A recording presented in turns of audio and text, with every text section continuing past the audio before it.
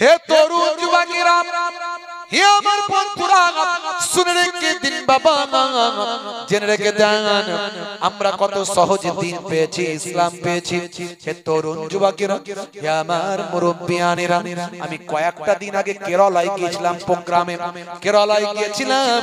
হে তরুণ যুবকেরা, এই কেরালায় একটা জায়গা আছে, জায়গাটার গ্রামটার নাম হলো মিথালা, বা আমার এলাকাটার নাম হলো কোডঙ্গলা। এই কোডঙ্গলার মিথালা নামক গ্রামে ভাই আমার তরুণ যুবকেরা, এই ভারতবর্ষের প্রথম মসজিদটা এখানে নির্মিত হয়েছে। আজ থেকে কিছু কম বেশি ১৫০০ বছর আগে এই ভারতবর্ষের একজন বাদশা, একজন রাজা, তিনি আমার নবীর সাহাবী হয়েছিলেন। আমি সেই জায়গাটা গেলাম জিয়ারত করতে, দেখতে। ওই জায়গাটায় একটা মসজিদ আছে, মসজিদটার নাম হলো চেরামান জামে মসজিদ। বুঝতে পারছি, ১০০০ বছরের একটা প্রদীপ আছে, ১০০০ বছরের প্রদীপ। এই এত লম্বা, আমি লাইভে দেখিয়েছি, আমার লাইভে গেলে দেখতে পাবেন, মানুষজনদেরকে দেখিয়েছি। ১০০০ বছরের প্রদীপটা এতদিন পর্যন্ত জ্বলতো, বিগত ৪-৫০০ বছর থেকে আর প্রদীপটাকে জ্বালানো হয়নি। যখন থেকে ইলেকট্রিক কারেন্টের বেশি প্রভাব বেড়ে গেছে, তখন প্রদীপ আর জ্বলেনি। নাহলে প্রায় ১০০০ বছর ধরে প্রদীপ কোনোদিন নিভত না। ছোট্ট পাড়া মসজিদটা, বুঝতে পারতে। হে তরুণ যুবকেরা, হে আমার বন্ধুরা, হে আমার মুরব্বিয়ানেরা, শুনে রেখে দিন বাবা, এই এলাকার একজন রাজা ছিলেন। সেই রাজার নাম হলো রাজা চেরামান পেরুমল। এই রাজা চেরামান পেরুমল একদিন তার সঙ্গী সাথীদের নিয়ে চাঁদনি রাত্রিতে ছাদের উপর তিনি বসে আছেন। হে যুবকেরা, শুনে রেখে দেন, জেনে রেখে দিন বাবা, এমন সময় তার সঙ্গী সাথী, সখী সাথীদের নিয়ে ভাই আমার ছাদের উপর বসে ভাই আমার পূর্ণিমার চন্দ্রের চাঁদটা আকাশে লক্ষ্য করছেন। আকাশে চাঁদটা দেখছেন, কত সুন্দর গোল চাঁদ। ভাই আমার এই পূর্ণিমার চাঁদটা যখন দেখছেন, হঠাৎ করে দেখতে পাওয়া যায় চাঁদটা মাঝখান থেকে দুটুকরো হয়ে দুদিকে সরে চলে যায়। জোরে হবে না? বাদশা তো রাজা মশাই ভয় পেয়ে, রাজা মশাই অবাক, আমার রাজ্যে কোনো বিপদ আসছে না? তাড়াতাড়ি নেমে এলেন, খুব চিন্তিত হয়ে পড়লেন। এমন সময় কয়েকদিন ধরে যত তার রাজ্যের মধ্যে জ্যোতিষী, গণককার যারা ছিল, তাদেরকে ডাকলেন, ডেকে বললেন, এই এই ছবি আমি দেখেছি, তোমরা অনেকে দেখেছো কি? কেউ কেউ বললো হ্যাঁ, কেউ কেউ বলবো না দেখি। তা আমি এই ছবি দেখেছি, আমার সঙ্গীরা দেখেছে, বলো এর মানে কি? এর মানে কি? কেন দেখলাম?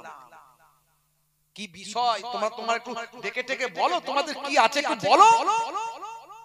তখন যত জ্যোতিষী আর গণককার ছিল সব মিটিং সিটিং করে এই করে ওই করে বলে, বুঝতে পারছি না আকাশের চাঁদ কেন দুখানা হয়েছে, এ তো বুঝতে পারিনি। হে তরুণ যুবকেরা, হে আমার বন্ধুরা, শুনে রেখে দিন বাবা, জেনে রেখে দেন। হে মুসলমান, একটু লক্ষ্য করুন। এমন সময় দেখতে পাওয়া যায় রাজা মশাই বড় চিন্তিত অবস্থায় থাকলেন। বেশ কিছুদিনের মধ্যে দেখা যায় তৎকালীন যুগে আরব থেকে, এই আরব সাগর পার করে কেরালায় চলে আসতো ব্যবসায়ীরা, বণিকেরা। আরব থেকে আসতো বণিকেরা ব্যবসা করার জন্য। বাবা, প্রাচীন কাল থেকেই ব্যবসা ভাই আমার ভারতের সঙ্গে ছিল।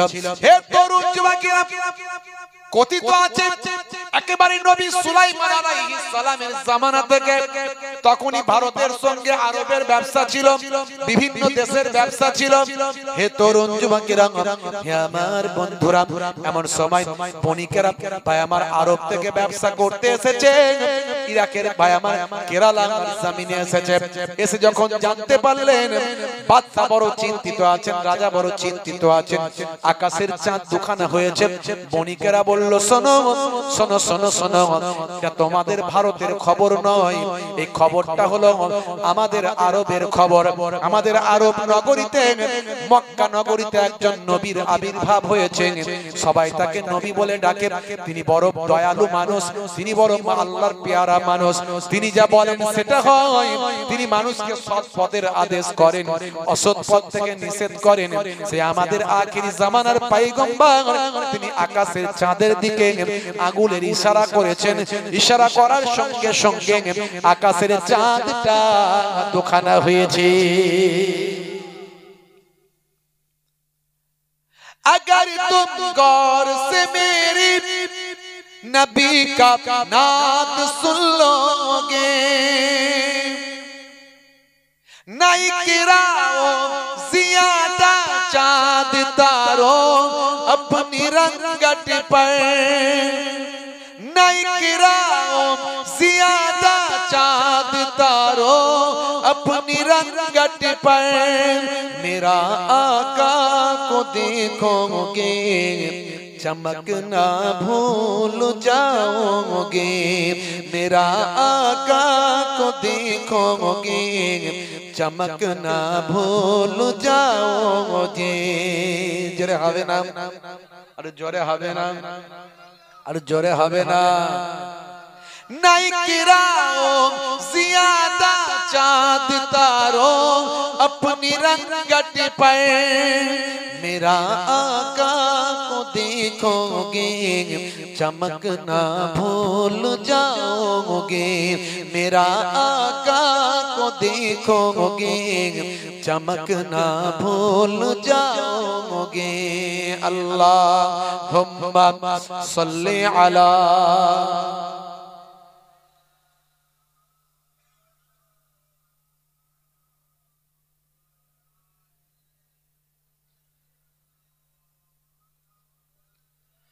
सितारों से ये चाँद कहता है दम, तुम्हें क्या बताऊं वो टुकड़ों का आलम।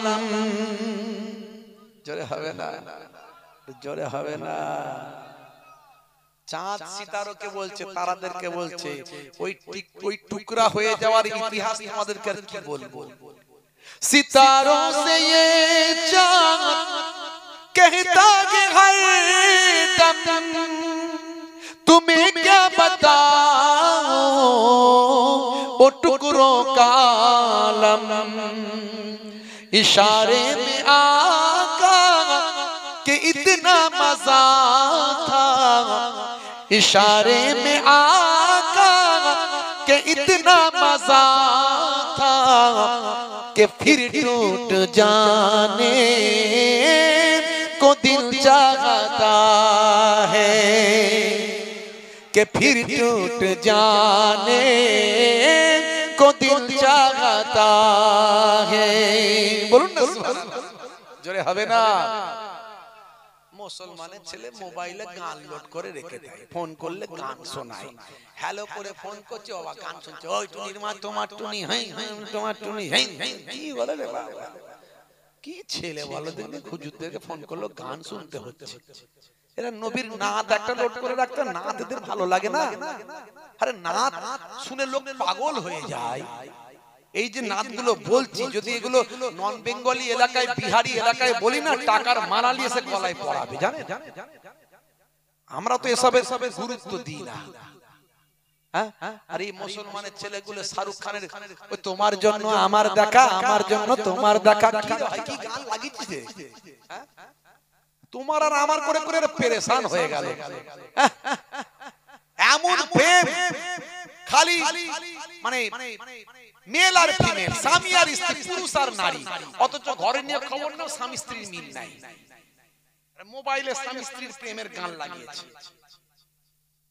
কিয়ামতের আলামত সব শাহরুখ খানের ভক্ত।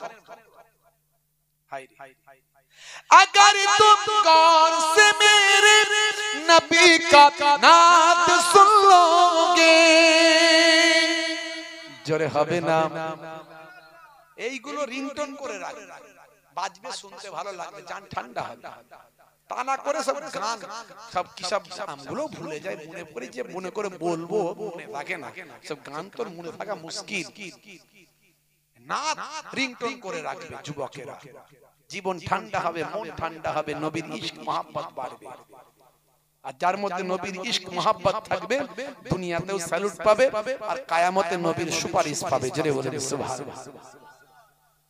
अगर तुम गौर से मेरे नबी का नात सुन लोगे, अगर तुम गौर से मेरे नबी का नात सुन लोगे, मेरा दावा है तुम गाना बजाना भूल जाओगे, मेरा दावा है तुम गाना बजाना भूल जाओगे। अल्लाहुम्मा सल्ली अला। একদম ঠিক আছে, সাউন্ড ভালো সাউন্ড হয়েছে। আমি কাউকে ভালো বলি না, ভালো বললাম, কিন্তু উল্টো পাল্টা যেন করো না।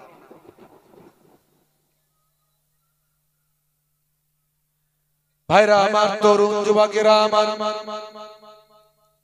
হে যুবকেরা, হে আমার বন্ধুরা, হে আমার মুরব্বিয়ানেরা, শুনে রেখে দিন বাবা, জেনে রেখে দেন। এমন সময় দেখতে পাওয়া যায় ওই আরব থেকে বণিকেরা এসেছেন, তারা বলে রাজাকে খবর দাও, এটা কোন ভারতের খবর নয়, এটা কোন কেরালার খবর নয়, এটা হলো আমাদের আরবের খবর। রাজার কাছে সংবাদ গেল, রাজা মশাই অবাক হয়ে গেল। কি বলো মশাই? তাড়াতাড়ি তাদের ডাকো। রাজ দরবারে ডাকা হলো।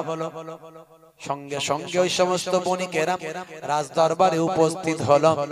রাজা মশাই তাদেরকে সম্মান করলেন, তাদের কাছ থেকে আমার নবীর জীবন জিন্দেগির কথা শুনলেন। রাজা মশাই তাদেরকে প্লিজড হলেন, খুশি হলেন। তাদেরকে বললেন তোমরা কোথায় যাবে? হে তরুণ যুবকেরা, তারা বলল আমরা তৎকালীন যুগের শ্রীলঙ্কা, আমরা যাব সেই ভারতের জমিনে।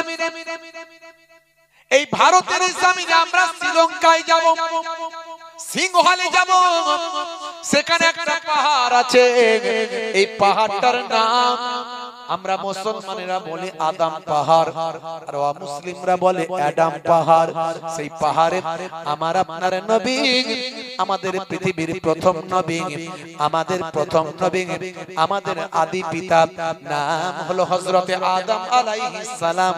সেই আদম নবীর পায়ের ছাপটা আছে জান্নাত থেকে। আমার আল্লাহ যখন আদম নবীকে দুনিয়াতে পাঠালেন, তখন আদম নবীকে এই ভারতবর্ষের তৎকালীন সিংহল শ্রীলঙ্কায় ওই পাহাড়ের উপর নামিয়েছিলেন। যে জায়গায় আদম নবীকে নামানো হয়েছিল, আল্লাহর কুদরতি ক্ষমতা, সেখানে আদম নবীর পায়ের ছাপটা হয়ে গেছে। এর জন্যই পাহাড়টার নাম আমরা বলি আদম পাহাড়, আর ইহুদি নাসারারা বলে অ্যাডাম পাহাড়। আমরা সেই আদম পাহাড়ে যাব। আজও যাবেন, পায়ের ছাপটা দেখে আসবেন। ওই পাহাড়ে অন্তত প্রায় 7 ফুটের কাছাকাছি লম্বা। জোরে বলেন সুবহানাল্লাহ। 7 ফুটের কাছাকাছি লম্বা।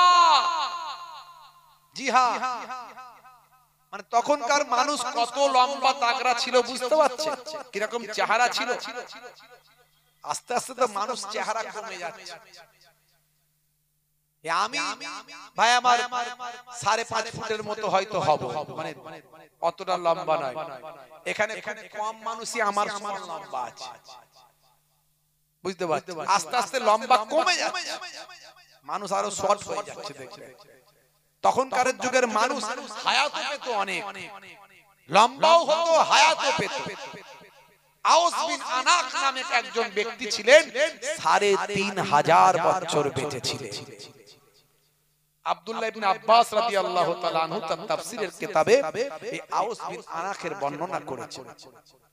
কিতাবের মধ্যে এসেছে এই আউস বিন আনাক তিনি এত লম্বা ছিলেন, এত শক্তিশালী ছিলেন, যখন তার ক্ষুধা লাগতো, ভোগ লাগতো, তিনি সমুদ্রে নেমে যেতেন। অনেক খেত তো, বড় পেট মানে হজম বড়, স্টমাক বড়, খাদ্য বেশি, কে অত খাবার দেবে?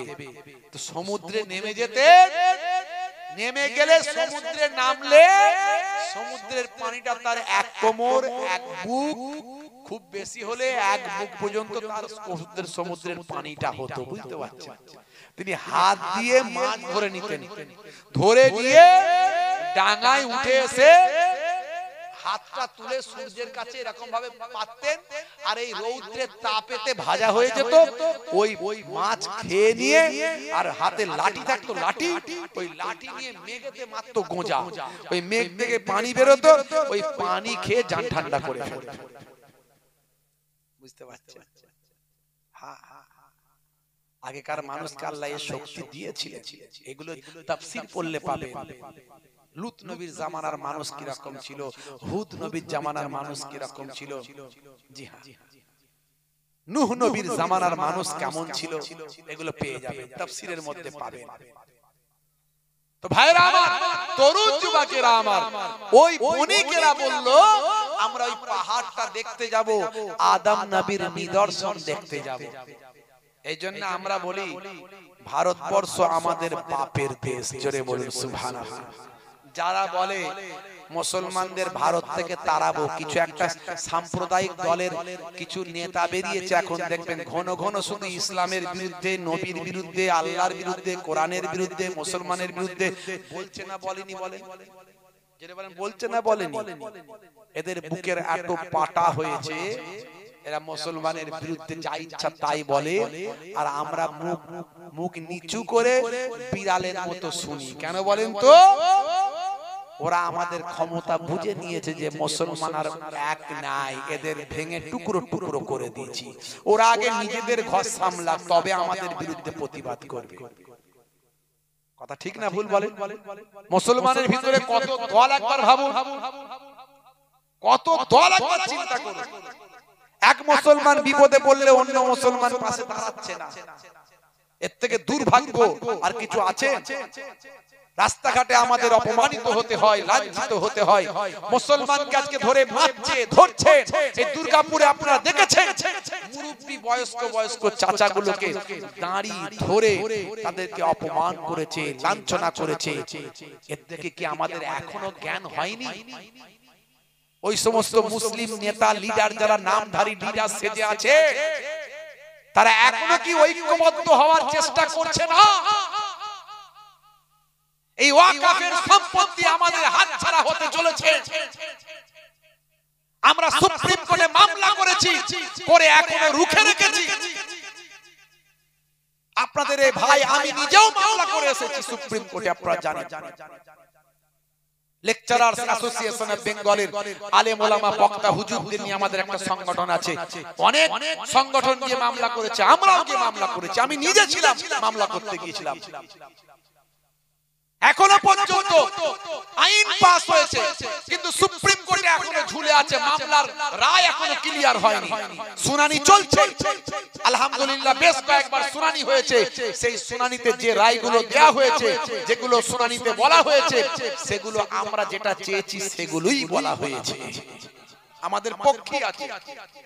এটা তলোয়ারের জন্য, এটা বোমবারুদের শক্তি নয়, এটা হলো কলমের শক্তি, এটা হলো জ্ঞানের শক্তি, সংবিধানের পাওয়ার আর আল্লাহর রহমত। তবে আমরা রাখতে পারবো কি ওয়াকফ? রাখতে পারবো না, পারবো না। আমাদের নিজেদের মধ্যে ঠিক নাই। 5ই ডিসেম্বর পর্যন্ত ডেট দিয়েছে সুপ্রিম কোর্ট, যে উমিদ বলে একটা পোর্টাল আছে, উমিদ পোর্টাল। এই পোর্টালে যত পশ্চিমবঙ্গের, সারা ভারতবর্ষের যত ওয়াকফের সম্পত্তি আছে, সব উমিদ পোর্টালের ভিতরে ঢুকিয়ে দাও। যেগুলো ঢোকানো হবে সেগুলো বুঝবো ওয়াকফের সম্পত্তি, আর না ঢোকালেই বোঝা যাবে ওগুলো ওয়াকফের সম্পত্তি নয়। ঢোকাবে কে? এই উমিদ পোর্টালে আপলোডটা করবে কে? আমি আপনি করব? আমরা কি বুঝি? করবে ওয়াকফ বোর্ড। তাদের যদি চেষ্টা না থাকে গেল আমার আপনার পূর্বপুরুষের রেখে যাওয়া সম্পত্তি। কারো 50 বিঘে ছিল, আল্লাহওয়ালা মানুষ আল্লাহর জান্নাতের আশা তার আছে। গরিব দুস্থ অসহায় মানুষের জন্য মন কাঁদে। মুসলমানরা ভারতবর্ষে পিছিয়ে পড়া একটা জাতি, যারা এখনো শিক্ষায় দীক্ষায় অনেক পিছিয়ে, যারা এখনো সমানভাবে এগোতে পারে না। চাকরিতে মাত্র 2% পশ্চিমবঙ্গে, 100 জনের 2 জন। সারা ভারতবর্ষের ডিপার্টমেন্টগুলোতে দেখুন মুসলমান আছে কই? মুসলমানের দরদ দেখানোর লোক অনেক বেরিয়ে যায়, কিন্তু কাজের বেলায় কেউ নাই। হ্যাঁ, কাজের বেলায় কেউ নাই। আজকে একটা সারা ভারতবর্ষের একটা কেন্দ্রীয় সরকার, সেই সরকারের কেন্দ্রীয় যে কমিটি, পলিটিক্যাল কমিটি, ভাই আমার মন্ত্রী বলেন, আরো যে সমস্ত গুরুত্বপূর্ণ দায়িত্ব বলেন, এই কেন্দ্রীয় কমিটিতে কোন একটা মুসলমানের নাম আছে? নাম নাই। যদিও সেই মুসলমান দু একটা যেগুলো ছিল, তারা মুসলমানদের কোনো উপকার করেনি। মুক্তার আব্বাস নাকবি, তারপরে আরো যে সব নাম ভুলে গেলাম, এইসব নামগুলো ছিল, এরা কোনদিন মুসলমানের উপকার তো করেনি। তবে একটা বোঝা যেত একটা নামধারী মুসলমান আছে, সেটাও বাদ দিয়ে দিয়েছে। সারা ভারতবর্ষের প্রত্যেকটা রাজ্যের মুখ্যমন্ত্রী অমুসলিম হিন্দু ভাই, রাজ্যপাল, উপমুখ্যমন্ত্রী, প্রত্যেকটা জেলার যারা ডিএম আছে, ম্যাক্সিমাম 95%। তারপরে তো কিছু মানুষ প্রচার করছে হিন্দু খাতরে মে হ্যায়। কি করে ভাই? ভারতবর্ষে 100 জনের 14 জন মাত্র মুসলমান, আর 86 জন হিন্দু সম্প্রদায়ের মানুষ। এই 14 জন, এই 86 জনকে কিভাবে খাতরায় ফেলে দিচ্ছে? মানুষকে বোকা বানাচ্ছ। হিন্দু মুসলমানের মধ্যে একটা বিদ্বেষ তৈরি করে অশান্তি দাঙ্গা হাঙ্গামার চেষ্টা করছো। এই 86টা হিন্দু সম্প্রদায়ের মানুষকে এই 14টা মুসলমানের উপরে বিদ্বেষ তৈরি করছো। হ্যাঁ, তোমরা তো যা চাইছো সেটাই করছো।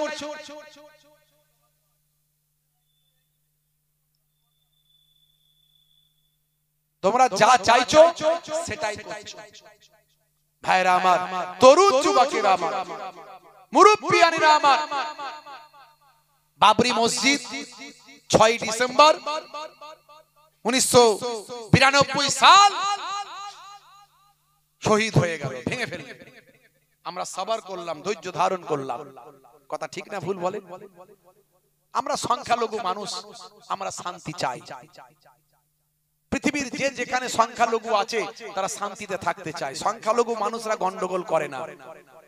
সেটা বাংলাদেশে হোক, বাংলাদেশের হিন্দু সংখ্যালঘুরা হোক, আর পাকিস্তানের হিন্দু সংখ্যালঘুরা হোক, আর আফগানিস্তানের হিন্দু সংখ্যালঘুরা হোক, সংখ্যালঘু মানে তারা অল্প সংখ্যার মানুষ, তারা গন্ডগোল করবে না। তা আমরা এই কদিনের মধ্যেই তো দেখতে পেলাম। যত জায়গায় মন্দির ভাঙা টাঙা হলো, মন্দিরের মূর্তি ভেঙে ফেললো, প্রথমে মুসলমানদের নামগুলো দেয়া হলো, পরে দেখা যাচ্ছে সব অমুসলিমরা, ওই যারা ওই সাম্প্রদায়িক দল, তাদেরই লোকেরা সব করেছে। কথা ঠিক না ভুল বলেন? ইদানিং আবার এই মুর্শিদাবাদে একজন বিধায়ক আছে, তিনি আবার বলছেন বাবরি মসজিদ করবেন মুর্শিদাবাদে। শুনেছেন তো? 6 ডিসেম্বর করবে। 6 তারিখ, ডিসেম্বরের 6 তারিখ বলছে বিশাল নাকি বাবরি মসজিদ হবে। জানি না মসজিদ, বাবরি মসজিদ হয়ে কি মুসলমানদের লাভ হবে আমি জানি না। এমনি তো আমাদের গ্রামের মসজিদগুলোতে নামাজি ভর্তি হচ্ছে না, আবার বাবরি মসজিদ করে নামাজি ভর্তি করবে। আর ভালোবেসে হচ্ছে না, রাজনীতি করে হচ্ছে, আল্লাহ জানে। এটা রাজনীতির জন্য মসজিদ হচ্ছে না, ভালো করে হচ্ছে। কিছু মানুষ বলছে হচ্ছে তো হোক, ভালো জিনিস। একজন ধর্মীয় নেতা, একজন গেরুয়া পরা নেতা, ভাই আমার হিন্দু সম্প্রদায়ের একজন বড় উগ্রবাদী নেতা, সে বলে দিয়েছে হুমায়ুনের নাকি কত 1 কোটি টাকা না কত 1 কোটি টাকা দেবে তার গর্দানের দাম। বলছে যে নিয়ে আসতে পারবে তাকে 1 কোটি টাকা দেবো। শুরু হয়ে গেছে খেল। এতে কি লাভ হচ্ছে কিছু? এতে আরো বিদ্বেষ বাড়বে। আমি তাই বলেছি, হে হুমায়ুন সাহেব, আপনি মসজিদ করার দরকার নাই। মসজিদ যেগুলো আছে ওগুলোতে কি করে নামাজি বাড়বে সেই চেষ্টা করুন। আর যদি মনে হয় মুসলমান সম্প্রদায়ের জন্য কিছু করব, রাজনীতি না করে, তাহলে দুটো মডার্ন মাদ্রাসা করুন, দুটো মডার্ন স্কুল করুন, দুটো মডার্ন হসপিটাল করুন। এত থাকতে মসজিদই করতে শুরু করবেন বলছেন মুর্শিদাবাদে। এটা কি রাজনীতির জন্য না সত্যি সত্যি মন থেকে? আখেরি জামানা, কিয়ামতের আলামত। আমাদেরকে কঠিন পরিস্থিতির মধ্যে দিয়ে যাচ্ছি আমরা। বাপেরা আমার, আমি হাত জোর করে বলবো, হে যুবকেরা, এই পরিস্থিতি থেকে যদি বাঁচতে চাও, একটাই তোমার রাস্তা আছে, সেটা হলো আল্লাহ এবং রাসূলের রাস্তা।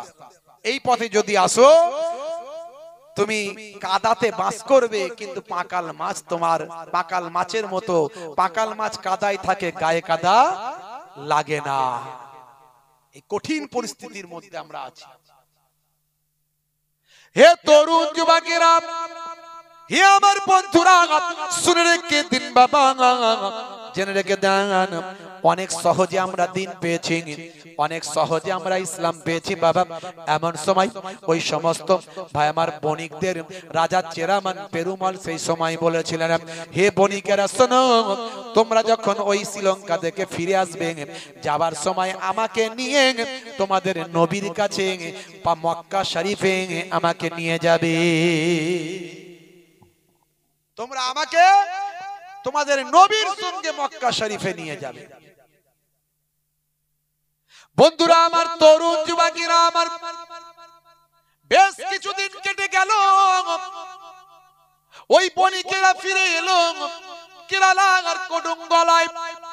হে তরুণ যুবকেরা, রাজা চেরামান পেরুমল তিনি তার রাজ্যের দায়িত্ব তার এলাকার মানুষের হাতে দিয়ে, তার সন্তানদের দায়িত্বশীল ব্যক্তিদের হাতে দিয়ে তিনি চললেন বাবা, আল্লাহর নবীর দেশে চললেন।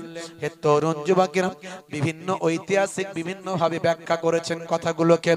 বিভিন্ন ঐতিহাসিকদের মধ্যে কিছু কেমন কথার মধ্যে অমিল আছে। হে তরুণ যুবকেরা, তবু মূল কথা হলো, এই মসজিদটা হলো চেরামান জামে মসজিদ, আর এই মসজিদটাই হলো ভারতবর্ষের প্রথম মসজিদ। হে তরুণ যুবকেরা, হে আমার মুরব্বিয়ানেরা, চলে গেলেন, এই রাজা চলে গেলেন ভাই আমার, জানতে পারলেন যখন, সঙ্গে তাদের সঙ্গে চলে গেলেন মক্কা শরীফে গেলেন বাবা। হযরতে আবু সাঈদ খুদরি রাদিয়াল্লাহু তাআলা আনহু হাদিসটা রওয়ায়াত করেছেন। তিনি বলেছেন বাবা, ভারতের বাদশা, ভারতের রাজা, তিনি আল্লাহর নবীর খেদমতে ভাই আমার ওই আদার তৈরি আচার তিনি পাঠালেন। আদার তৈরি আচার নিয়ে গেলেন। আবু সাঈদ খুদরি রাদিয়াল্লাহু তাআলা আনহু বলেন, সে আদার তৈরি আচার আল্লাহর নবী নিজে খেলেন এবং তার সাহাবীদের ভাগ করে দিলেন। আমিও এক টুকরো পেলাম। জোরে বলুন সুবহানাল্লাহ। জোরে হবে না? হে তরুণ যুবকেরা, আল্লাহর নবী 17 দিন আল্লাহর নবীর দরবারে 17 দিন থাকলেন। নবী আমার তার পক্ষ থেকে একটা নাম দিলেন তাজউদ্দিন। আল্লাহর নবী 17 দিন পরে 14 জনের একটা কাফেলা ঠিক করে দিলেন। যাও যাও হে তাজউদ্দিন, চলে যাও, তুমি চলে যাও, মালিক ইবনে দিনারকে সঙ্গে নিয়ে এই 14 জনের কাফেলা নিয়ে তুমি ভারতবর্ষে ফিরে যাও। ভারতবর্ষে গিয়ে তুমি সৎ অনেস্ট সততার দাওয়াত, দিনের দাওয়াত, তুমি কালেমার দাওয়াত, মানুষকে সৎ অনেস্ট ন্যায়পরায়ণ হওয়ার বার্তাটা দাও। বন্ধুরা আমার, তরুণ যুবকেরা আমার, হে আমার মুরব্বিয়ানেরা, হে যুবকেরা, এমন সময় 14 জনের কাফেলা নিয়ে, সালটা হলো বাবা 629 সাল বাবা, 29 খ্রিস্টাব্দ, 629 খ্রিস্টাব্দে বাবা, আজ থেকে প্রায় 1500 বছর আগে কম বেশি। সেই সময় ভাই আমার, দোস্ত আমার, হযরতে তাজউদ্দিন রাদিয়াল্লাহু তাআলা আনহু ভারতবর্ষের প্রথম সাহাবী তিনি। ভারতবর্ষের পক্ষ থেকে প্রথম নবীর সাহাবী তিনি হযরতে তাজউদ্দিন রাদিয়াল্লাহু তাআলা আনহু। হযরতে ভাই আমার মালিক ইবনে দিনার রাদিয়াল্লাহু তাআলা আনহুর সঙ্গে ভাই আমার মোট 14 জনের কাফেলা যখন আসছে ভারতবর্ষের কেরালার পথে, পথে তারা আসলো ওমান। এই ওমানের সালালা বলে একটা জায়গা আছে, এই সালালা নামক জায়গায় এসে এমন সময় বাদশা তাজউদ্দিন অসুস্থ হয়ে পড়লেন। অসুস্থ হয়ে গেলেন, বুঝতে পারছেন ভাই আমার, তারা কত কষ্ট করে দিন পেয়েছে, ইসলাম পেয়েছে, শরিয়ত পেয়েছে, নবী পেয়েছে, আল্লাহ পেয়েছে। বন্ধুরা আমার, তরুণ যুবকেরা আমার, এমন সমাজে দেখা যায় বাদশা তাজউদ্দিন বুঝতে পারলেন আমি আর বেশি বাঁচবো না, আমি আর হায়াতে হয়তো থাকবো না। আল্লাহর নবীর নির্দেশ ভারতবর্ষের জমিনে মানুষকে সৎ অনেস্ট ঈমানের দিকে আহ্বান করার জন্য এদের পাঠাতে হবে। সেই সময় বাদশা তাজউদ্দিন চেরামান পেরুমল তিনি একটা চিঠি লিখলেন। সেই চিঠিটা লিখে তিনি তার গোত্রের কাছে ওই মালালা নামক এলাকায় রাজার কাছে তিনি পাঠিয়ে দিলেন। তার পরবর্তী উত্তরসূরির কাছে পাঠিয়ে তিনি সেখানে লিখে দিলেন, এই সমস্ত এই মেহমানগুলোকে আমি পাঠালাম, আমি অসুস্থ হয়ে গেছি, আমি হয়তো আর ফিরবো না, তা আমার হয়তো আর যাওয়া হবে না। এই সমস্ত মেহমানগুলোকে তোমাদের কাছে পাঠালাম, তোমরা যখন আমার চিঠিটা পাবে তাদের তোমরা সম্মান জ্ঞাপন করবে। হে আমার পরবর্তী প্রজন্ম, হে যারা দায়িত্বশীল ব্যক্তি আছো শোনো, আমি হলাম রাজা চেরামান পেরুমল, আমি এনাদেরকে পাঠাচ্ছি। এনারা হলেন মহান দূত, এনাদের কথা তোমরা মেনে চলবে, এনাদেরকে সম্মান করবে, রেসপেক্ট করবে, এনারা যা বলেন সেটা তোমরা শুনে চলবে। এমন সময় হযরতে মালিক ইবনে দিনার রাদিয়াল্লাহু তাআলা আনহু তার সন্তান হাবিব বিন মালিককে সঙ্গে নিয়ে আরো মোট 13 জনকে সঙ্গে নিয়ে চলে এলেন কেরালার ওই মিথালা নামক গ্রামে। এ তরুণ যুবকেরা সেই মিথালা নামক গ্রামে সে হাজিরা দিলেন। ভাইরা আমার, সেখানে এসে তিনি দেখলেন এখানকার পরিবেশ বড় খারাপ। মাইট ইজ রাইট, জজ্জার মুল্লুক তার। সেই জায়গায় একটা প্রথা চলতো, প্রথা সেই এলাকায় কিছুটা দূরে সেই এলাকার মানুষের মধ্যে একটা প্রথা ছিল তৎকালীন যুগে। হে তরুণ যুবকেরা, হে আমার মুরব্বিয়ানেরা, সেই প্রথাটা কি প্রথা ছিল বাবা? নারীদের কোনো ইজ্জত ছিল না, নারীদের কোনো সম্মান তখন ছিল না বাবা। ভাইরা আমার, তরুণ যুবকেরা আমার, মুলাক্কারাম বলে একটা প্রথা ছিল, মুলাক্কারাম কর। এই মুলাক্কারাম করটা হলো নারীদের ইজ্জতের কর, অর্থাৎ নারীরা তার উপরের পোরশনটা অর্থাৎ তার বক্ষদেশ ঢেকে রাখতে পারবে না। নারীদেরকে তাদের বক্ষদেশ উন্মুক্ত অবস্থায় রাখতে হবে। কেবলমাত্র উচ্চ সম্প্রদায়ের মানুষেরা, উচ্চ সম্প্রদায়ের ঘরের নারীরা তারা বক্ষদেশ ঢেকে রাখতে পারবে, কিন্তু নিম্ন সম্প্রদায়ের নারীদের বক্ষদেশ উন্মুক্ত রাখতে হবে, যাতে করে উচ্চ সম্প্রদায়ের পুরুষেরা সবাই দেখে আনন্দ উৎসাহিত আনন্দ লাভ করতে পারে। হে তরুণ যুবকেরা, এই পরপর প্রথা কেরালার জমিনে ছিল, ত্রিবাঙ্কুরের জমিনে ছিল।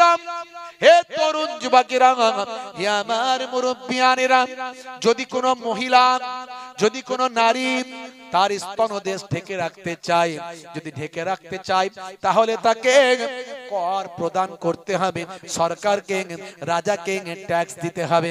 ইতিহাস থেকে এটুকু বলছি শুনুন, তৎকালীন যুগের পরিস্থিতি কেমন ছিল।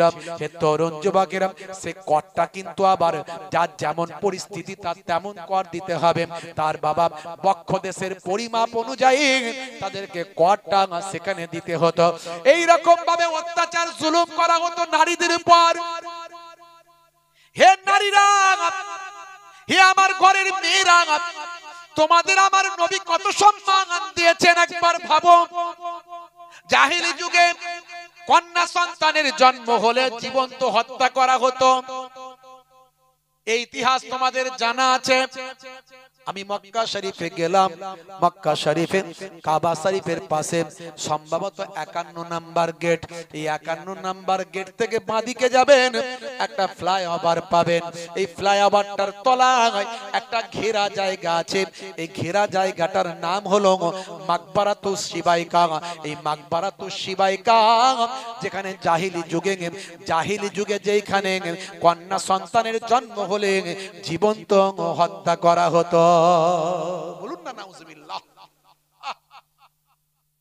পরিস্থিতি চলতো চিন্তা করুন একবার। কষ্ট হচ্ছে বাপ আপনাদের? কষ্ট হচ্ছে? বলবো না, শেষ করে দেবো? বলবো।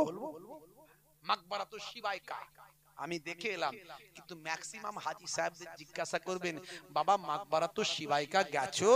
বলে জানি না। তথ্য পাবে কোথা? ছোট্ট করে লেখা আছে, খুঁজি পাবে না। ভালো গাইডার না হলে দেখাবে না। আর মক্কা শরীফ মদিনা শরীফে গেলে মানুষের মাথা সব দিমাগ সব কাজ করতে চায় না, বুঝতে পারছেন তো? কি ছিলুম আর কি হলুম, হাজী সাহেব ডিগ্রি হয়ে গেল আমার। রাগ করবেন না বা, হাজী সাহেব ডিগ্রি হয়ে গেল, কি ছিলাম কি হলাম, মাথা সব গরম হয়ে যায় সব সময়, খালি ঝগড়া। হ্যাঁ, প্লেটটা কেন এরকম হলো, আলুই কেন ঝাল হয়নি, আমার রুমে কেন 4 জন থাকবে, কথা হয়েছিল 3 জন, হাঁটার কথা ছিল মাত্র 200 মিটার হলো কেন 300 মিটার, পদে পদে ঝামেলা। সবাই নয়, কিছু মানুষ। আমি বলি, চুরি কার দোকানে হয়, সোনার দোকানে না সবজির দোকানে? কোথায় হয় বলেন? জোরে বলেন না। সোনার দোকানে চুরি হয়।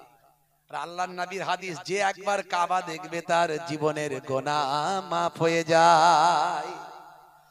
তো চুরি তো সেখানেই করতে যাবে না শয়তান, কথা ঠিক না ভুল? তো ও তো সারা জীবনের গুনাহ মাফ হয়ে যাবে, তো ও কি ধরতে হয় বেটা যেন মাফ না পায়? তাই পদে পদে শয়তান লেগে থাকে, খালি ঝামেলায় জড়াবো। আর এই জন্য গাইডার যারা থাকে তারাও বাবা কোন রকমে করিয়ে নিয়ে এসে ঝামেলা মেটাতে পারলে ভালো হয়। ও সব জানে কোথায় কি আছে, তাও দেখায় না। দেখাতে গেলি ঝামেলা বাবা, ওই আবার ঝামেলায় পড়ে যাও, ভালো করতে যাবো আবার খারাপ হয়ে যাবো। 5টা 5 রকম লোক আছে, যেটুকু না করলে নয় গোলেমালে করে দিয়ে বেরিয়ে চলো, পাবেন না। এই জন্য যখন যাবেন কোন যোগ্য আলেমের সঙ্গে যাবেন। হ্যাঁ, তবে আলেমের সঙ্গে গেলে আলেমের মতো হয়ে চলতে হবে, সে আপনাকে সব দেখিয়ে দেবে। আমার সঙ্গে কিছু ভক্ত ভালোবাসার মানুষ, আমি তো প্রায় প্রত্যেক বছরই কম বেশি যাই, জানেন, ভালো লাগে আমার। আমি অন্য জায়গায় কেন বেড়াতে যাব? আমি টিচার লোক, আপনারা জানেন আমি হাই স্কুল টিচার, বছরে কদিন ছুটি পাই। হ্যাঁ, তো সারা বছর জলসা করি, আমারও তো মন চায় আমার নবীর দিকে টানটা পড়ে থাকে। তা আমি সুইজারল্যান্ড কেন যাব? আমি আমার নবীর দেশে যাব। জোরে বলে সুবহানাল্লাহ। মনটা ঠান্ডা হয়, ঈমানটা মজবুত হয়। তো যখন যাই আমি আমার ভক্ত ভালোবাসার কিছু মানুষ বলি, আমি যাব, তোমরা যাবে নাকি? বলে হ্যাঁ হুজুর যাবো।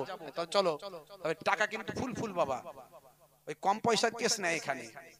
যারা আমি যারা আন্ডারে যাই, ও ঠিকঠাক ভাবে একদম রাখবে, কোনো 2 নম্বরই ব্যাপার স্যাপার নাই। আজান হবে বলি রেখেছি, উল্টো পাল্টা করলে এরপরে সে বদনাম করে দেবো একদম, আর তোমার এতে কেউ যাবে না।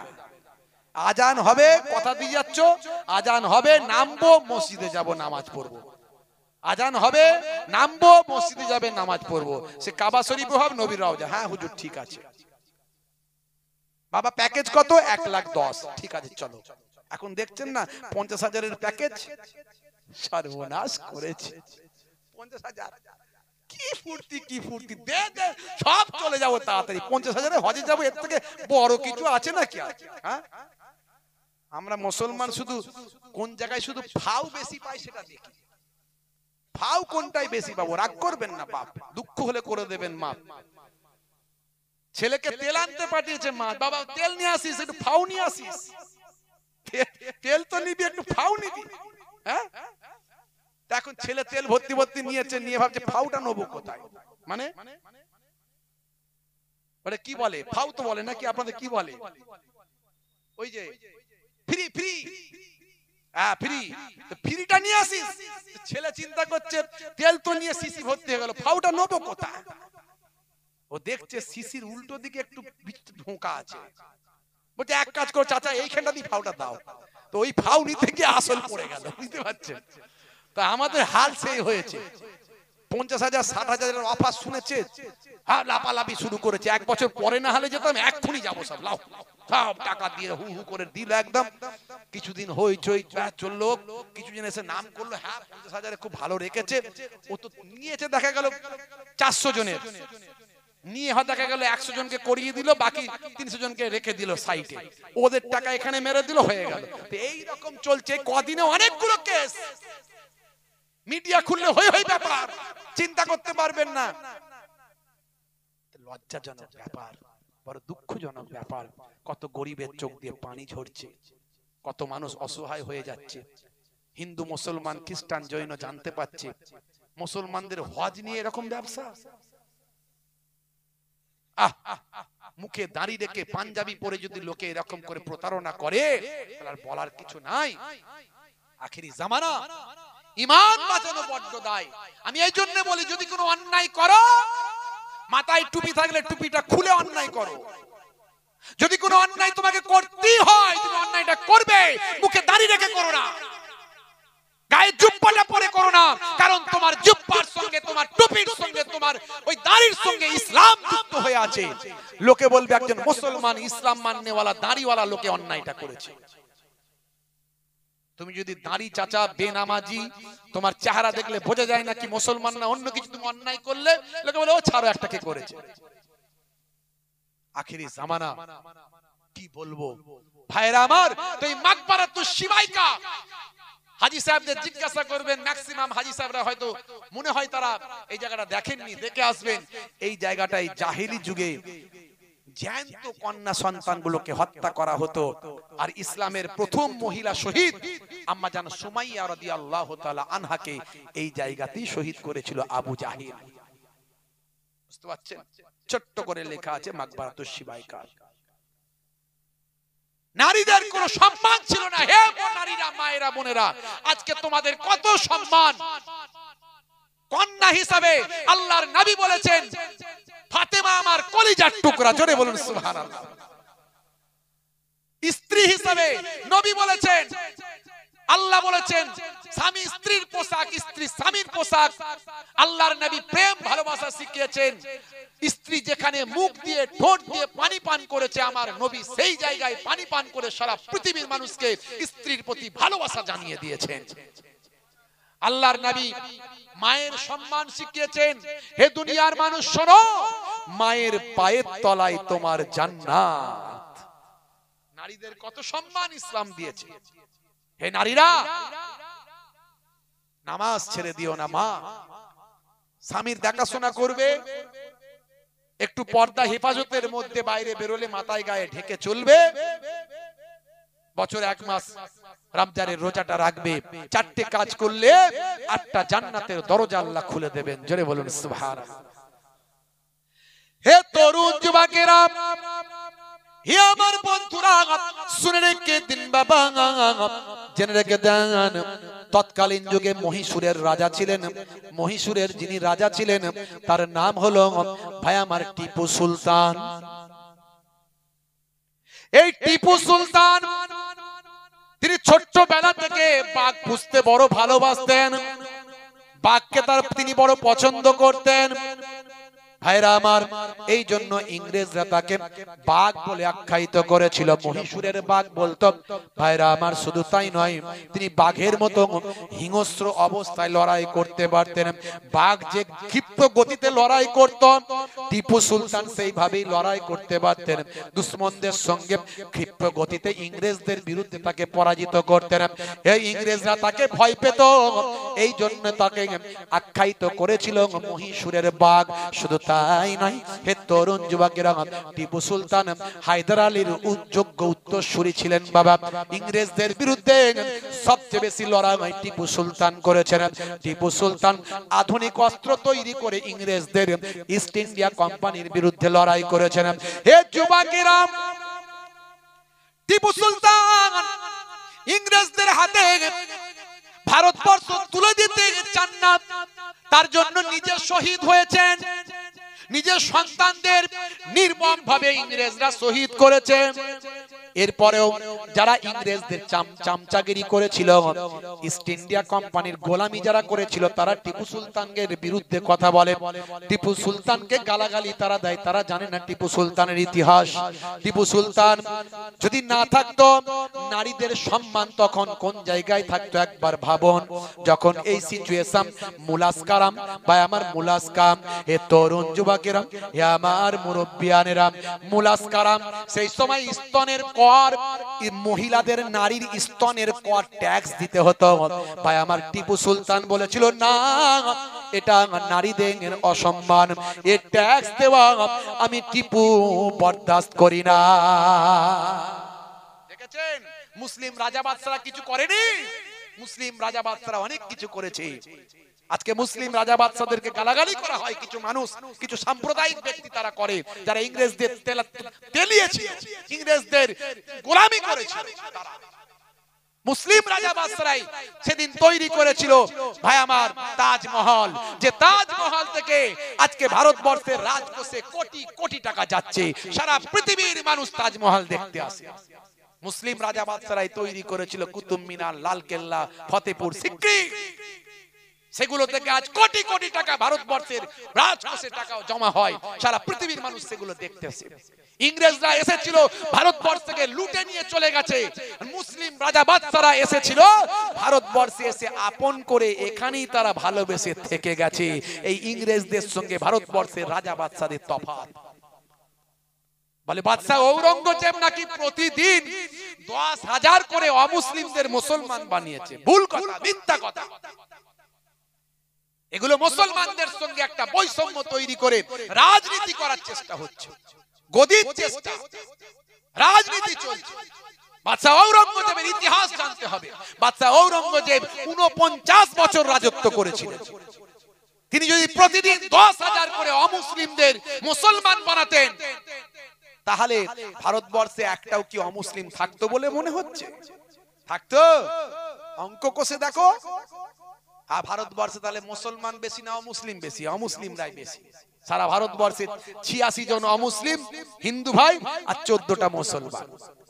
তারা কোনোদিন এই অন্যায় কাজগুলো করেননি, তাদের বিরুদ্ধে কথা বলেছি, কথা বলা হয়েছে। ভাইরা আমার, টিপু সুলতান যখন এই অন্যায়ের বিরুদ্ধে প্রতিবাদ করলেন, তার প্রতিবাদ চারিদিকে ছড়িয়ে গেল। হে তরুণ যুবকেরা, হে আমার বন্ধুরা, হে আমার মুরব্বিয়ানিরা, শুনে রেখে দিন বাবা, জেনে রেখে দেন। হে মুসলমান, একটু লক্ষ্য করুন বন্ধুরা আমার, তরুণ যুবকেরা, আমার মুরব্বিয়ানিরা, এমন সময় টিপু সুলতানের বক্তব্য আগুনের মতো ছড়িয়ে গেল। ভাই আমার, ওই সমস্ত অপমানিত লাঞ্ছিত নারীরা তারা আবার নতুন করে প্রাণ ফিরে পেল, সম্মান যেন ফিরে পেল। ভাই আমার, তৎকালীন যুগের একজন মহিলা, নিম্ন সম্প্রদায়ের, নিচু সম্প্রদায়ের, ST/SC সম্প্রদায়ের মহিলার নাম হলো নাঙ্গেলি। এই নাঙ্গেলি নামক মহিলা ভাই আমার, সে কি করলো? নিজের বক্ষ ঢেকে বাইরে বের হলো।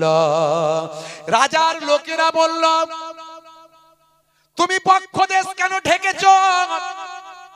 তোমার পক্ষ দেশ উন্মুক্ত করো। তিনি বললেন, এটা আমার নারীর অধিকার, আমি একজন নারী, আমি একজন মা, আমার অধিকার, আমার সম্মান বাঁচানো। রাজার লোকেরা তার উপর অত্যাচার করার চেষ্টা করলো। চলো, তোমাকে মুলাসকাম কর দিতে হবে, মুলাসকারাম ট্যাক্স দিতে হবে, তোমার পক্ষ দেশ পরিমাপ অনুযায়ী তোমাকে ট্যাক্স পেড করতে হবে। এমন সময় সেই নাঙ্গেলি নামক নারীটি বলেছিল, তাহলে দাঁড়াও, ট্যাক্স যদি দিতে হয় এমন ট্যাক্স দেব, জীবনে আর কখনো ট্যাক্স দেওয়া লাগবে না। হে তরুণ যুবকেরা, বড় প্যাথেটিক ব্যাপার, বড় দুঃখজনক ব্যাপার। আজকে তারা কত মহান কাজ করেছে, নারীদের সম্মান রক্ষা করেছে। সেই রাজা রামমোহন রায়, যাকে আমরা স্যালুট করি, যিনি হলেন জাতীয়তাবাদের জনক, একেশ্বরবাদীতে বিশ্বাসী ছিলেন। ভাই আমার, বিভিন্ন ধর্মীয় ভাষা তিনি জানতেন, পড়াশোনা করেছিলেন, একজন রাজা মানুষ ছিলেন, আমাদের খানাকুলের মানুষ, তিনি রামনগরের মানুষ, রাজা রামমোহন রায়, যাকে আধুনিক যুগ, আধুনিকতার জনক বলা হয়। হে তরুণ যুবকেরা, সেই রাজা রামমোহন রায় সে সময় সতীদাহ প্রথা বন্ধ করেছিলেন। ইংরেজ গভর্নরের সঙ্গে যুক্ত হয়ে সতীদাহ প্রথা বন্ধ করেছিলেন। এই সতীদাহ প্রথা মানে স্বামীর সঙ্গে সহমরণ, একসঙ্গে চিতাতে আত্মহুতি। হে তরুণ যুবকেরা, জীবন্ত মহিলাদের চিতায় জ্বালানো হতো। এই রাজা রামমোহন রায় বন্ধ করেছিলেন। সেই সময়তেও রাজা রামমোহন রায়কে চরমপন্থী উগ্রবাদীরা, ভাই আমার, উগ্রবাদীরা রাজা রামমোহন রায়ের উপর অত্যাচার করেছিল। আজও সেই রামমোহন রায়কে চরমপন্থী উগ্রবাদীরা মেনে নিতে পারে না। কেন্দ্রীয় সরকারের একজন মন্ত্রী, সেই চরমপন্থী উগ্রবাদী মন্ত্রী, সে রাজা রামমোহন রায়কে বলেছে ইংরেজদের দালাল। বলুন নাউজুবিল্লাহ। এরপরেও কিছু মানুষ এদের সাপোর্ট করে। বাবা যায় রাজা রামমোহন রায়ের মতো মানুষ খারাপ হয়ে গেল, আমরা মুসলমানরাই খারাপ। হে তরুণ যুবকেরা, এই সমস্ত বড় বড় মনীষীরা তারা অনেক কাজ করেছেন, অনেক সংস্কার করেছেন। টিপু সুলতানের বক্তব্য আগুনের মতো ছড়িয়ে গেল।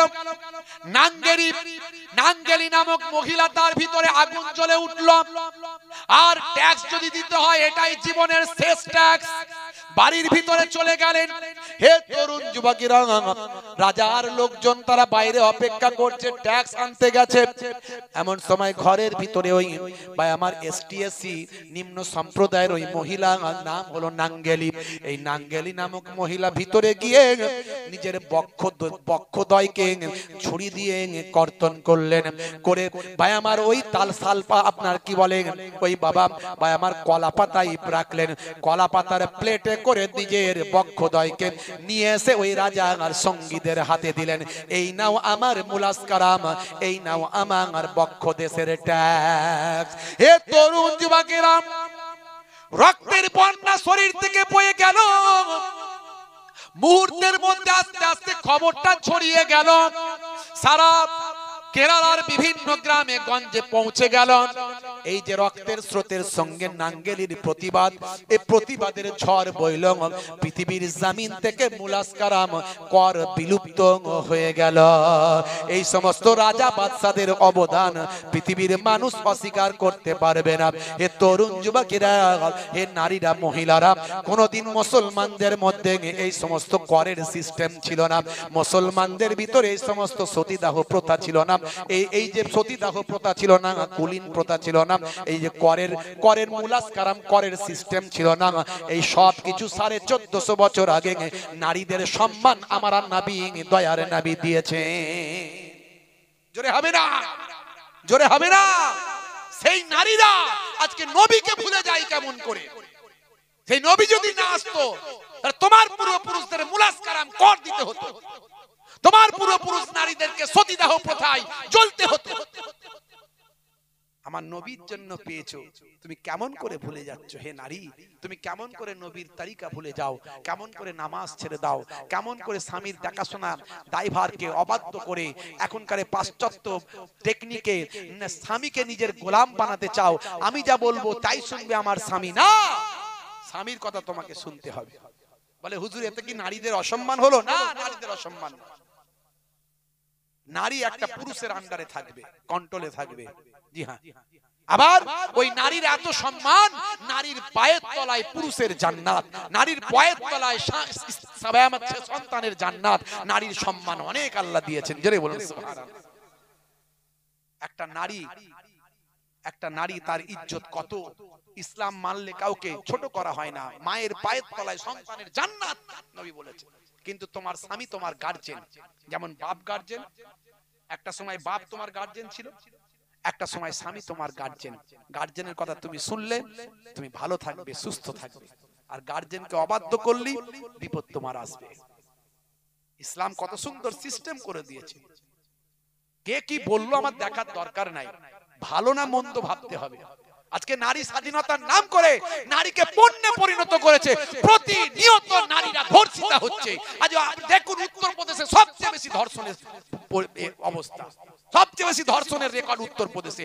আজও ধর্ষণের খবর দেখলাম। বুঝতে পারছেন? তাহলে প্রতিনিয়ত নারীরা ধর্ষিতা হচ্ছে, গণধর্ষণ হচ্ছে। আজকে নারীদের ইসলাম থেকে বাইরে চলে গেলে আমার ঘরের নারীরাও অনেক বেশি অপমানিত হবে। তাই মুসলিম নারীদের সম্মান দিয়েছেন আমার আল্লাহ, মুসলিম নারীদের সম্মান দিয়েছেন আমার নবী। শুধু তাই নয়, নারীদের সম্মান দিয়েছেন আল্লাহ, নারীদের সম্মান দিয়েছেন নবী। সেই নারীরা যদি নিতে পারে তবে। ভাইরা আমার, তরুণ যুবকেরা আমার, ইসলাম কত সুন্দরভাবে আপনাকে আমাকে সব শিখিয়ে দিয়েছে, কত সুন্দরভাবে ইসলাম আপনাকে আমাকে জানিয়ে দিয়েছে। আজ থেকে প্রতিজ্ঞা করুন, হে যুবক, নবীর ভক্ত হব, নবীর শিষ্য হব। শাহরুখ খানের, সলমান খানের শিষ্য হয়ে কোনো লাভ নাই। দুনিয়া ক্ষণস্থায়ী, পরকাল চিরস্থায়ী। আজ বেঁচে আছো, কাল থাকবে না। আজ থেকে প্রতিজ্ঞা করো, নামাজ ছেড়ে দেব না। আজ থেকে প্রতিজ্ঞা করো, নবী পাকের সুন্নাত ছেড়ে দেব না। দেখবে মানসিক স্বস্তি পাবে, মন তোমার ভালো থাকবে। আল্লাহ তোমার দোয়া কবুল করবে, রুজি রোজগারে বরকত হবে, সংসারটা মধুময় হয়ে যাবে, সুন্দর হয়ে যাবে। আর তুমি আল্লাহর পথে চললে তবে সবাই তোমাকে স্যালুট করবে, কারণ তোমার মধ্যে দ্বীন আছে, ইসলাম আছে, তুমি নামাজ পড়ো, তুমি রাসূলের সুন্নাত মেনে চলো, তুমি অন্যায় করো না, অপরাধ করো না, তোমাকে দুনিয়াতেও সবাই স্যালুট করবে, আর মরে গেলে ফারিস্তারা তোমাকে স্যালুট করবে। জোরে বলুন সুবহান।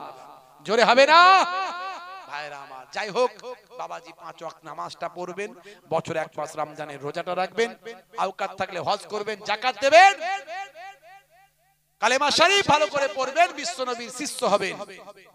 সবাই এসআইআর ফর্ম ফিলআপ করা হয়ে গেছে তো নাকি? কার কার হয়নি হাত তোলেন তো দেখি। এখানে এমন প্রাপ্তবয়স্ক আছেন যাদের এসআইআর ফর্ম এখনো ফিলআপ করা হয়নি, হাত তোলেন তো দেখি। এরকম কেউ আছেন? সবার হয়ে গেছে, মাশাআল্লাহ, খুব ভালো কাজ করেছেন। কারণ কারো কথা শুনবেন না, যেহেতু এখনো পর্যন্ত কোনো আইনত ভাবে কোনো উল্টো পাল্টা কথা বলা হয়নি, নেগেটিভ কথা বলা হয়নি, তার মানে হবে। হবে যখন ফর্ম ফিলআপ করতে হবে, না করলে খসড়া তালিকায় নাম আসবে না। আবার আজকের পেপারে দেখলাম 4 তারিখ না কত তারিখ লাস্ট ডেট ছিল, সেটা নাকি কালকে করে দিয়েছে, তাই তো নাকি? খুব মুশকিল, খুব মুশকিল, একটু মিস্টেক হয়ে গেলে বিপদ। অসুবিধা নাই, আবার ডাকবে, আবার একটু হ্যারেস হতে হবে, যেতে হবে, পেপারস পত্র শো করতে হবে। তো যাই হোক, সব ভালো করে দিয়েছেন ইনশাআল্লাহ, ভয় পাওয়ার কিছু নাই। আমি আবারও বলছি ভয় পাওয়ার কোনো কারণ নাই। যারা আমরা ভারতীয় নাগরিক, প্রায় 98 থেকে 99% ভারতীয় নাগরিকের কোনো টেনশন নাই, ভয় পাওয়ার কোনো কারণ নাই। কারণ আমাদের কোনো না কোনো দিক থেকে ব্লাড রিলেশনে ম্যাচ করবে, কোনো না কোনো দিক থেকে ব্লাড রিলেশনে ম্যাচ করবে, সেটা আপনি প্রমাণ করাতে পারবেন। যদি তারা বুঝতে না পারে, তবু আপনি পরে গিয়ে প্রমাণ করতে পারবেন। 4 বার সুযোগ দেওয়া হবে, বিওলো থেকে শুরু করে, ইওলো থেকে শুরু করে, তারপর আরো কি সব ডিওলো টিওলো আছে, আরো সব আছে, বুঝতে পারছেন? একদম ডিএম পর্যন্ত আপনি কি দেখাতে পারবেন আমার দাদুর দলিল, এই যে দাদুর এই যে নাম, এই নামের সঙ্গে বাপের এপিক কার্ডটা দেখিয়ে দেয়, এইটা হচ্ছে আমার বাপ, এটা হচ্ছে দাদু, আর বাপের সঙ্গে আপনাদের এই হলো আমার বাপ, মিলে গেল। যে কোনো ভাবে দেখাতে পারবেন। তারপরেও যদি অসুবিধা হয়, মনে রাখবেন হাইকোর্ট আছে, সুপ্রিম কোর্ট আছে। আমরা ঘোষণা দিয়েছি আমাদের লেকচারার্স অ্যাসোসিয়েশন অফ বেঙ্গলের পক্ষ থেকে, ভয় পাওয়ার কোনো কারণ নাই। একজনও যদি আমার ভাই, আমার দেশের নাগরিক, যাদের ইচ্ছাকৃতভাবে যদি বেনাগরিক করার চেষ্টা করা হয়, আমরা সেই একটা ব্যক্তির জন্য হলেও সুপ্রিম কোর্টে গিয়ে মামলা করে আসবো। আবার আমাদের সঙ্গে আপনারা সাথ দেবেন তো নাকি? রাজি আছেন তো নাকি? নারী দেখবে ভাইরা আমার, তরুণ যুবকেরা আমার, এর আগেও মামলা করে এসেছি, আবার মামলা করে আসবো। আমরা মামলার লাইনটা ভালো বুঝে গেছি, বুঝলেন তো? কিছু পারি আর না পারি, ওটাই তো আমাদের শেষ অস্ত্র, ভরসা। যেদিন দেখবো যে সুপ্রিম কোর্টে হাত তুলে দিয়েছে, যেদিন দেখবো সংবিধানও পাল্টে দিয়েছে, সেদিন বলবো আমরাও হেরে গেছি, আর কিছু ক্ষমতা নেই। যতক্ষণ সুপ্রিম কোর্ট আছে, যতক্ষণ আমার সংবিধান আছে, ততক্ষণ এ দেশে সমান অধিকার একজন মুসলমানের যতটা একজন হিন্দু, ততটা একজন খ্রিস্টান, জৈন, বৌদ্ধের ততটা, এটা সংবিধান আমাকে দিয়েছে। এ দেশের জন্য আমরা লড়াই করেছি, এ দেশের জন্য আমাদের পূর্বপুরুষের রক্ত ঝরিয়েছে।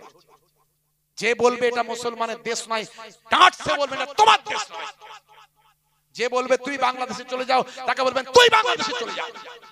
যে আপনাকে একটা চোখ দেখাবে, তাকে 3টে চোখ দেখাবে। ঐক্যবদ্ধ থাকবে। মনে রাখবেন, রাজনীতির জায়গায় রাখুন, দল মত মাযহাব সিলসিলা রাখুন, কিন্তু যখন অন্যায়ের বিরুদ্ধে কথা হবে, তখন মুসলমান সবাই একত্রিত হয়ে অন্যায়ের বিরুদ্ধে প্রতিবাদ করবে। শুধু মুসলমান নয়, অমুসলিম, হিন্দু, খ্রিস্টান, জৈন, বৌদ্ধ, শুভবুদ্ধি সম্পন্ন সেকুলার মানুষ যারা, তাদেরকে নিয়ে ঐক্যবদ্ধভাবে অন্যায়ের বিরুদ্ধে প্রতিবাদ করতে হবে। মুসলমানকে ভালোবাসুন, হিন্দু ভাইদের ভালোবাসুন, খ্রিস্টান, জৈন, বৌদ্ধের ভালোবাসুন, সারা পৃথিবীর মানুষকে ভালোবাসুন। এটাই হলো ইসলাম, এটাই আমার নবী শিখিয়েছেন। প্রকৃত ধর্মটা বুঝতে হবে, আগে মানুষ হতে হবে, আগে মানুষ হতে হবে। মানুষই হতে পারলাম না তো কিসের মুসলমান? মানুষই তো হতে পারলাম না, কিসের মুসলমান? আগে মানুষ হতে হবে, মানুষকে ভালোবাসতে হবে। ভাইরা আমার, তরুণ যুবকেরা আমার, মুরব্বিয়ানেরা আমার, আপনাদের খেদমত থেকে বিদায় নেব। একবার যাওয়ার আগে দরুদ শরীফ আল্লাহুম্মা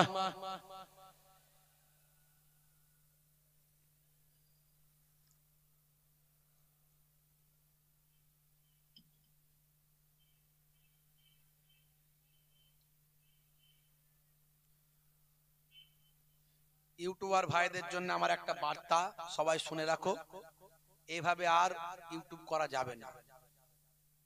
এখন রেস্ট্রিক্টেড সবকিছু ব্যাপার, সব দেখতে পাচ্ছ আমরা কিরকম কথা বলছি বর্তমান পরিস্থিতিতে। যে কোনো সময় কথা বিকৃত হয়ে গিয়ে মামলা হবে, কেস হবে, নানা রকম সমস্যা হবে। তাই তোমাদের প্রতি আমার একটা সিস্টেম থাকবে, আমি খুব তাড়াতাড়ি এই তাহেরকে দিয়ে ডাকাবো তোমাদেরকে একটা জায়গায়, সেটা 24 পরগনায় হোক বা আমার বাড়িতে হোক। আমার সিস্টেমে যদি তোমরা ইউটিউব করো, আমার সিস্টেমে যদি তোমরা রেকর্ডিং করো, তাহলে আমার রেকর্ডিং করবে। যারা আমার সিস্টেম মানবে না তাদের আমি রেকর্ডিং করতে দেবো না। আমার কাছে তাদের সবাইয়ের নাম থাকবে, আমি সেইগুলো দেখে নেবো, তারা এসেছে করছে, ঠিক আছে। সিস্টেমেটিক করতে হবে, সিস্টেমে না চললে আর বাবা করা যাবে না। আগে যা হয়েছে হয়েছে, আর কিন্তু করতে পারবে না। কারণ এখন বর্তমান পরিস্থিতি, সিচুয়েশন খুব খারাপ জায়গায় আছে। সামান্য ভুল ভ্রান্তি মুখ থেকে বেরোতেই পারে আমার 2 ঘন্টার আলোচনায়। তুমি কাটিং করে এমন করে ছেড়ে দিলে, সেটা গিয়ে ভাইরাল হয়ে গেল, হয়ে গিয়ে তখন কেস কাচারি মামলা হয়ে গেল। আমারও 12টা বাজবে, তোমাদেরও 12টা বাজবে। অথচ আমরা সংবিধান মাননেওয়ালা লোক, আমরা গণতন্ত্রকে মেপে কথা বলি, গণতন্ত্রের বাইরে কথা বলি না, সংবিধানের বাইরে কথা বলি না। আমরা আমার দেশের আইনকে সম্মান করি, সুপ্রিম কোর্টকে সম্মান করি। কিন্তু সেই ক্ষেত্রে কি হবে, কি ইউটিউব করতে হবে, সেগুলো নিয়ে একটা আলোচনা হবে। তোমাদেরকে আমি নামগুলো নথিভুক্ত করব। আমি খুব তাড়াতাড়ি একটা ডেট দেব, সেই ডেটে তোমরা চেষ্টা করবো 24 পরগনার ভিতরে কোথাও দেওয়া, তাহলে তোমাদের যাতায়াতের সুবিধা হবে। না হলে অত দূর যেতে অনেক কষ্ট হবে, সেদিনে আসতে হবে। যারা করবে তারা কিন্তু আসবে, আর যদি না আসো, পরবর্তীকালে যদি আসে, তাদের কিন্তু আমি ইউটিউব করতে দেব না। মাইক ম্যানকে বলে দেবো, যদি মাইকে লাগিয়ে থাকে তাহলে কিন্তু আমি বক্তব্য রাখবো না, কমিটিকেও বলে দেবো। অর্থাৎ সিস্টেমে চলতে হবে, মনে থাকবে তো ইনশাআল্লাহ? হবে তো নাকি ইনশাআল্লাহ? ব্যাস, সিস্টেমে চলবে, আমি করতে দেবো, কোনো অসুবিধা নাই। তোমরা দিনের খেদমত করছো, আমি তোমাদের সাপোর্ট করি। এই যে ভাইরা রাগান্বিত হচ্ছে না, আমি তোমাদের রাখতে দিইনি। কেন দিইনি? যে তোমাদের দ্বারাই এখানে কজন আছি, 500 জন আছি, 1000 জন আছি, একটা বক্তব্য 1 লাখ লোকের কাছে যাবে। 1 লাখ লোকের যদি ব্রেনটা, মগজটা ঠিক হয় যে না, মুসলমানরা ভালো, মুসলমানরা খারাপ নয়, এদেশের শত্রু নয়, হিন্দু মুসলমান আমরা মিলেমিশে চলতে চাই, চলেছি, চলবো, এগুলো যদি মানুষকে বোঝাতে পারি। আজকে এগুলো বোঝানো আমাদের মিডিয়া নাই, আমাদের মিডিয়া এগুলো বলে না, এদেরকে এগুলো বলতে হবে। এরা মানুষকে ইমানের দিকে, ইসলামের দিকে আহ্বান করছে, করতে হবে, তাই এদেরকেও সুযোগ দিতে হবে। আবার তোমরা এমন হজগজ করে সব এসে জড়িয়ে জারিয়ে ফেলবে, সাধারণ মানুষের যারা আজকে কত কষ্ট করে মাহফিলটা করেছে, তাদের অসুবিধা না হয়, সেদিকগুলো লক্ষ্য রাখতে হবে। যাই হোক, আল্লাহ রাব্বুল আলামিন আমাদের কবুল ও মঞ্জুর করুন, বলুন আল্লাহুম্মা আমিন, বলুন আল্লাহুম্মা আমিন। প্রত্যেকে 3 বার সূরা ফাতিহা, আলহামদুলিল্লাহ শরীফ, 3 বার সূরা ইখলাস, কুল হুয়াল্লাহ শরীফ, 3 বার দরুদ পাক তেলাওয়াত করেন। আখিরি মোনাজাত করা হবে। আমার আলোচনার মধ্যে দিয়ে আমি তুলে ধরার চেষ্টা করেছি, কোরআন সত্য, ইসলাম সত্য, নবী সত্য, আমার নবী।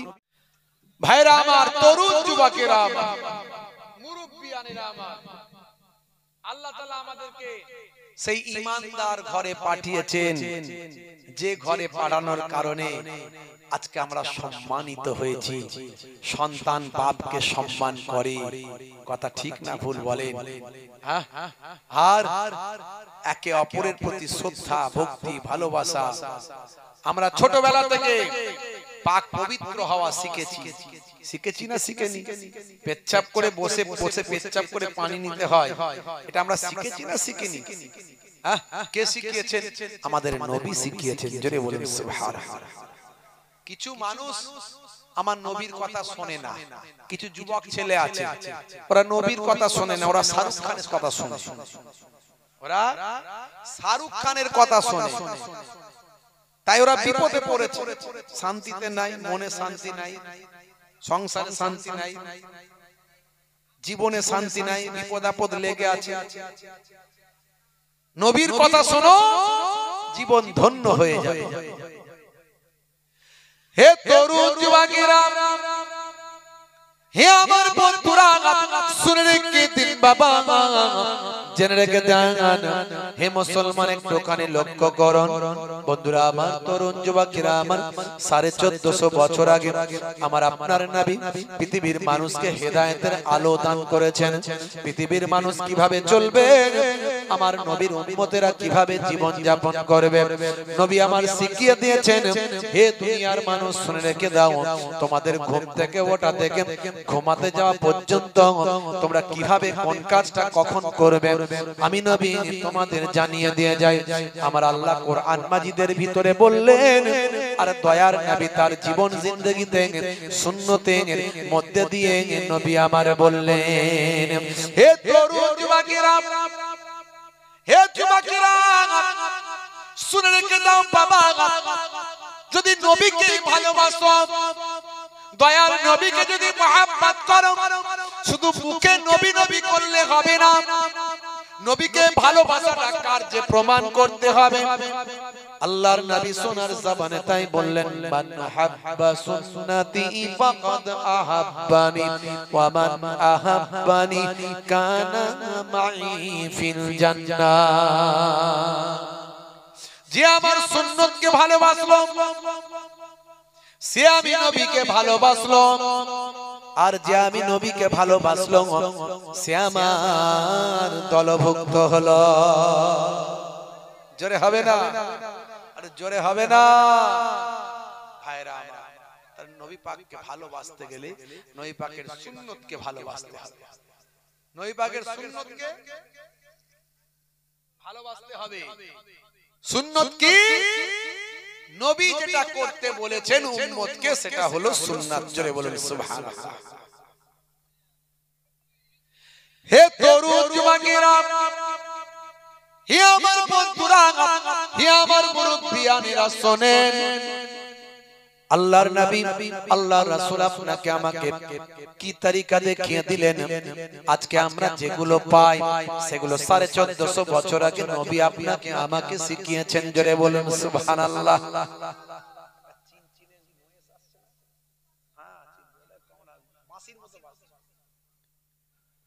বন্ধুরা আমার, তরুণ যুবকেরা আমার, আমরা বড় সৌভাগ্যবান। আজকে আমরা জানি আমাদের বাংলার গর্ব, বাংলা ভাষার গর্ব, আমাদের যিনি বাংলা ভাষা শিখিয়েছেন, বর্ণ পরিচয় যিনি আমাদের উপহার দিয়েছেন, তিনি হলেন ঈশ্বরচন্দ্র বিদ্যাসাগর। তিনি তার সন্তানের বিবাহ দিয়েছিলেন একজন বিধবার সঙ্গে। বিধবার সঙ্গে বিবাহ দিয়ে এই ভারতবর্ষে তিনি বিধবা বিবাহ আইন প্রচলন করেছেন।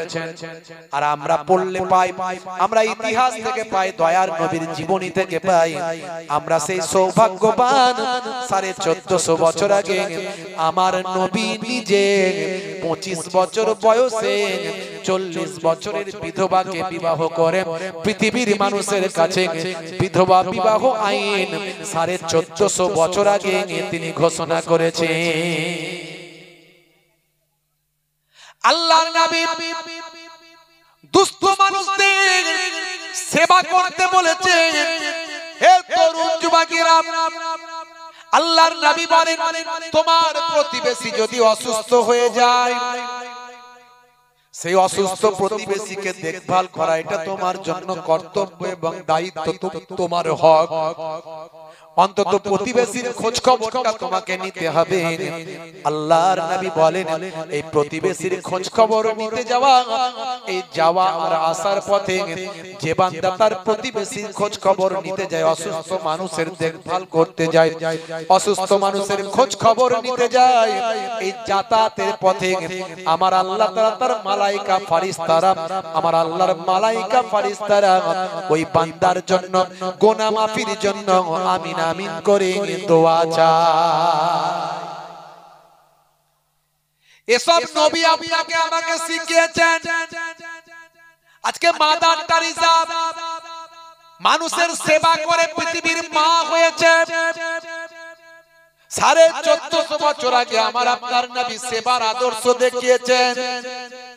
হে তরুণ যুবকেরা, হে আমার মুরব্বিয়ানেরা, আল্লাহর নবী বলেছেন, কোন ব্যক্তি যদি মারা যায়, সেই মারা যাওয়া ব্যক্তির জানাজায় তুমি অংশগ্রহণ করবে। জানাজায় অংশ নেওয়া এটা তোমার জন্য হক। হে তরুণ যুবকেরা, আল্লাহর নবী অন্য জায়গায় বলেন, কোন ব্যক্তি যখন কোন মৃত মানুষের জানাজায় অংশগ্রহণ করে, আমার আল্লাহ তাআলা ওই জানাজায় অংশগ্রহণকারী নামাজকারী ব্যক্তিটার নামাজ আমলে ওহদ পাহাড় পরিমাণ সওয়াব দিয়ে থাকে। দেখেছেন এসব জানলাম কি করে? সব নবীর কাছ থেকে শিখেছি। আজকে আমরা সৌভাগ্যবান নয় যে আমরা এই যে পেচ্ছাপ করে পবিত্র হতে হয়, কি সিস্টেমে নামাজ পড়তে হয়, ওযু করতে হয়। যতবার আপনি ওযু করছেন, সায়েন্স বলছে, বিজ্ঞান বলছে, যতবার আপনি ওযু করছেন আপনার যে অঙ্গগুলো সাধারণত খোলা থাকে, আর খোলা অঙ্গগুলোতে আমাদের অর্গানগুলোতে জীবাণু এসে কিন্তু অ্যাটাক করে, আমরা দেখতে পাই না। এমন অনেক জীবাণু আছে যে জীবাণুগুলোকে খালি চোখে দেখা যায় না, যে ভাইরাসগুলোকে খালি চোখে দেখা যায় না।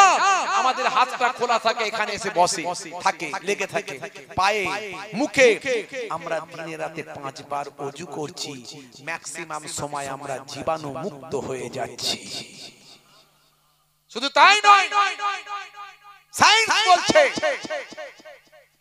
আপনি মাঝে মাঝে যদি একটু পানি নিয়ে ঘাড়ে দেন, ঘাড়ে দিয়ে একটু পানি দেন, আমাদের এমন কিছু নার্ভ ঘাড় দিয়ে গেছে, সেই ঘাড়ের পানি নার্ভে যদি পানি পড়ে নার্ভটা ঠান্ডা হয়, ঠান্ডা হলে মানুষের মনটা শীতল হয়, রাগটা কমে যায়। 1450 বছর আগে আমার আপনার রাগ যাতে ঠান্ডা থাকে, নবী আমাকে এত সুন্দর সিস্টেম দিলেন যে আমরা 5 ওয়াক্ত ওযু করলে ঘাড়টা মাসা করি। জোরে বলেন সুবহানাল্লাহ।